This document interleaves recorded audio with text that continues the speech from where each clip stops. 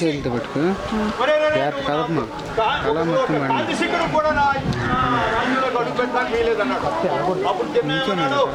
March అన్నాడు. సైనికులు ఆక్రమించేశారు దాన్ని అంతా ఆక్రమిత కాశ్మీర్ అంటున్నాం.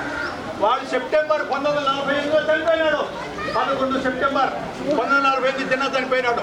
అప్పటి వరకు కనుక మన స్వాతంత్రం అడిగి ఉండకపోతే దేశ విభజన జరిగి ఉండేది కాదు. మరి గాంధీ అదే అంబేద్కర్ ఈ మాట అన్నాడట, దేశ విభజన ఇచ్చేయాల్సిందనే, లేకపోతే ఇరు వర్గాల వారు కత్తులు చూసుకుంటారు, రక్తం ఏర్లై పారు. ముస్లిం మెజారిటీ చోట హిందువులు మెజారిటీ చోట ఒక train full dead bodies train వచ్చింది. అంచేత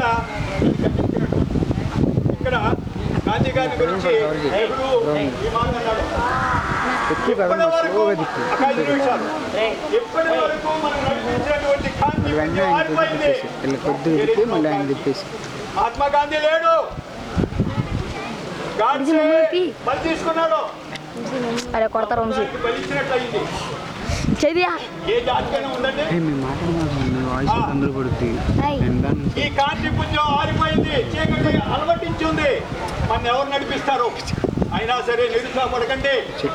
ఆ కాంతి పుంజమే మనల్ని, ప్రపంచ జనాభాన్ని 1000 ఏళ్ళైనా నడిపిస్తుంది. అంటే 1000 ఏళ్ళ వరకు మనం పూర్తిని మర్చిపోము, ఎన్నాటికి మర్చిపోము.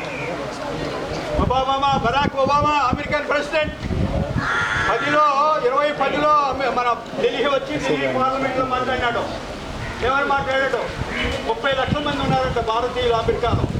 30 లక్షల మంది భారతీయులు వచ్చిన మీకు అభ్యర్థులు తెలియజేస్తున్నా, 100 కోట్ల జనాభాకి ప్రాతినిధ్యం వహిస్తున్నటువంటి ఈ 540-570 పార్లమెంట్ సభ్యులు ఉద్దేశిస్తూ నేను గర్వపడుతున్నానండి. గాంధీజీ లేకపోతే, గాంధీజీ స్ఫూర్తి లేకపోతే, గాంధీజీ సత్యాగ్రహ అహింస విధానం లేకపోతే నేను లేను. నేను అసలు అమెరికా ప్రెసిడెంట్గా నిల్చుండేవాడినే కాదు, ఈ పదవికి వచ్చేవాడినే కాదు.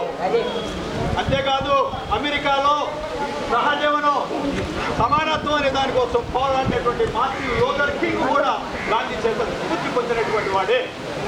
అటువంటి